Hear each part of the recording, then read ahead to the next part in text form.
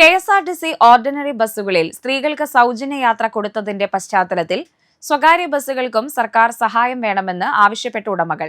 സ്വകാര്യ ബസ്സുകൾ സർക്കാർ ഏറ്റെടുക്കണമെന്ന് പ്രൈവറ്റ് ഓപ്പറേറ്റേഴ്സ് ഫെഡറേഷൻ ആവശ്യപ്പെട്ടു. ഡ്രൈവറെ ബസ് ഉടമ നിയമിക്കാം, കണ്ടക്ടറെ സർക്കാർ വെക്കട്ടെയെന്നും തൃശൂരിൽ ചേർന്ന യോഗത്തിന് ശേഷം സ്വകാര്യ ബസ് ഉടമകൾ പ്രതികരിച്ചു. KSRTCക്ക് കൊടുക്കുന്നത് പോലെ സർക്കാർ ധനസഹായം സ്വകാര്യ ബസ്സുകൾക്കും നൽകണം. ഒരു ബസ്സിന് നിശ്ചിത തുക സർക്കാർ തരണം. കിലോമീറ്ററിന് 55 രൂപ സർക്കാർ നൽകണം. കളക്ഷൻ സർക്കാരിന് നൽകാം. മറ്റെല്ലാ ചെലവുകളും ഉടമകൾ നടത്തും. അതല്ലെങ്കിൽ സ്വകാര്യ ബസ്സുകളും വനിതകൾക്ക് സൗജന്യം നൽകാം. സർക്കാർ പണം തന്നാൽ മതി.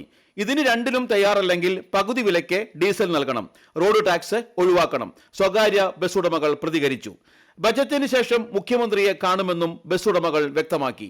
അനുകൂല തീരുമാനമുണ്ടായില്ലെങ്കിൽ ജൂലൈ മുതൽ സമരത്തിലേക്ക് പോകാൻ നിർബന്ധിതരാകുമെന്നും അവർ പ്രതികരിച്ചു. ബജറ്റിൽ തങ്ങൾക്ക് അനുകൂല തീരുമാനമുണ്ടാകുമെന്നാണ് പ്രതീക്ഷയെന്ന് നേരത്തെ സ്വകാര്യ ബസ് ഉടമകൾ പ്രതികരിച്ചിരുന്നു.